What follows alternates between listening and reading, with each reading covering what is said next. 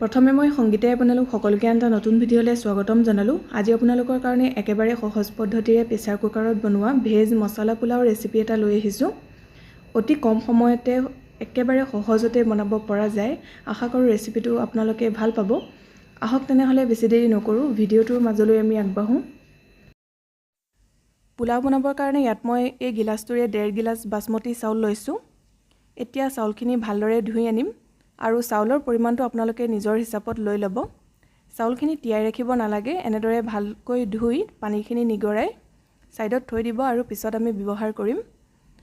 এতিয়া আহক আমি বাকিখিনি পদ্ধতিলৈ আগবাঢ়োঁ। প্ৰথমে গেছত প্ৰেছাৰ কুকাৰ এটা পাতি লৈছোঁ। প্ৰেছাৰটো গৰম হ'লত ইয়াতে অলপ ৰিফাইন তেল দি লৈছোঁ, প্ৰায় ডাঙৰ চামুচেৰে 3 চামুচমান। ৰিফাইন তেলৰ ঠাইত আপোনালোকে ঘিউ ব্যৱহাৰ কৰিব পাৰে।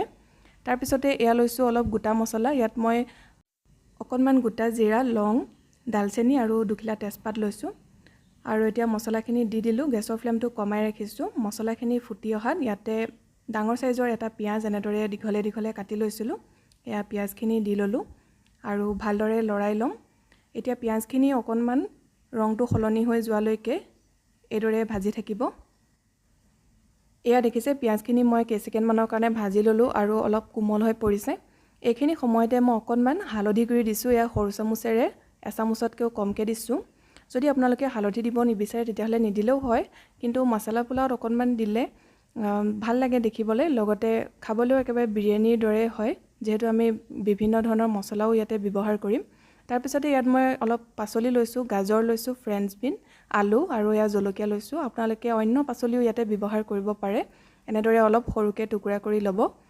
এতিয়া এইখিনিও দি দিলোঁ আৰু চাউলৰ পৰিমাণ যিমান লয় সেইটো হিচাপত পাচলিৰ পৰিমাণটো আপোনালোকে নিজেই চাই ল'ব। বহুত বেছিকৈও দিব নালাগে। এতিয়া এইখিনিও অকণমান সময় এনেদৰে ভাজি ল'ম। গেছৰ ফ্লেমটো মিডিয়াম কৰি ৰাখিছোঁ। এয়া মই পাচলিখিনি 2 মিনিটমানৰ কাৰণে ভাজি ল'লোঁ। এইখিনি ভজা হৈ গ'ল, ইয়াতকৈ আৰু বেছি ফ্ৰাই কৰি থাকিব নালাগে। তাৰপিছতে মই ইয়াতে দিছোঁ সৰু চামুচেৰে এচামুচ কাশ্মীৰী ৰেড চিলি পাউডাৰ আৰু লগতে দিছোঁ এচামুচ জিৰা গুড়ি, এচামুচ ধনিয়া গুড়ি আৰু দিছোঁ আধা চামুচ গৰম মছলা পাউডাৰ আৰু লগতে দিছোঁ এচামুচ বিৰিয়ানী মছলা। বিৰিয়ানী মছলা দিয়াটো একেবাৰে অপশ্যনেল হয়, কিন্তু আপোনালোকে যদি বিৰিয়ানী খাই ভাল পায় আৰু টেষ্টটো আনিব বিচাৰে পোলাওত, তেনেহ'লে এচামুচ বিৰিয়ানী মছলা যোগ কৰি দিব, তেতিয়া খুবেই ভাল লাগে খাবলৈ। আৰু গোটেইখিনি ভালদৰে মিহলাই লৈছোঁ।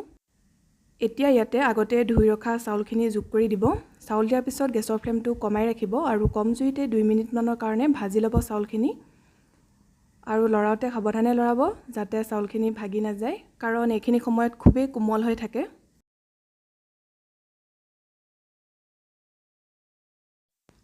এয়া চাউলখিনি ভালদৰে ভাজি লোৱা হৈ গ'ল। 2 মিনিটমানৰ কাৰণে ভাজি ল'লোঁ আৰু এতিয়া ইয়াতে পানী যোগ কৰিম। যিটো গিলাচেৰে চাউল জুখিছিলে সেই একেটা গিলাচেৰে পানী দিব, তেতিয়া জোখটো সমান হয়।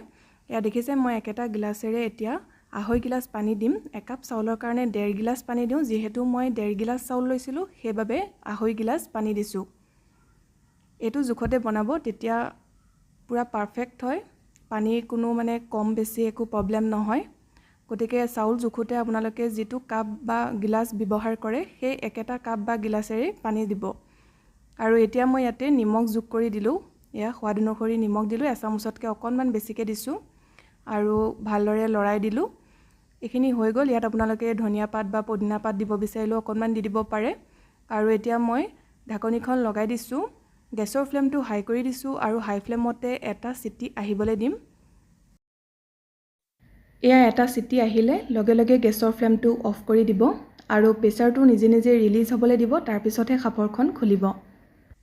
প্ৰেছাৰটো নিজে নিজে ৰিলিজ হোৱাৰ পিছত মই সাঁফৰখন খুলি দেখুৱাইছোঁ। দেখিছে খুবেই ধুনীয়া হৈছে পোলাওখিনি, পূৰা এটা এটা হৈছে। মই হেতাখনে অকণমান তল ওপৰ কৰি দিছোঁ। এই পোলাওখিনি আপোনালোকে কাৰীৰ লগত পৰিৱেশন নকৰিলেও এনেই খালীকৈ খায়ো ভাল লাগে। যিকোনো গ্ৰীণ চাটনি বা টমেটো চচ বা ৰাইতাৰ লগত পৰিৱেশন কৰিব পাৰে। কেতিয়াবা খুব কম সময়তে কিবা এটা টেষ্টি বনাই খাবলৈ মন গ'লে এনেদৰে এই মছলা পোলাওবিধ বনাই খাই চাব পাৰে, খুবেই ভাল পাব। আশা কৰোঁ ৰেচিপিটো চাই ভাল পালে। যদি ভাল পালে ভিডিঅ'টো প্লিজ লাইক আৰু শ্বেয়াৰ কৰি দিব। আৰু যদি আপুনি চেনেলটো এতিয়ালৈকে ছাবস্ক্ৰাইব কৰা নাই তেনেহ'লে ছাবস্ক্ৰাইব কৰি ল'ব আৰু কাষতে থকা বেল আইকনটো প্ৰেছ কৰি অল কৰি ৰাখিব। তেতিয়াহে আহিবলগীয়া ভিডিঅ' নটিফিকেশ্যনবোৰ আপুনি পাই থাকিব। আকৌ এটা নতুন ৰেচিপিৰ সৈতে সোনকালে লগ পাম। ভিডিঅ'টো চোৱাৰ কাৰণে বহুত বহুত ধন্যবাদ।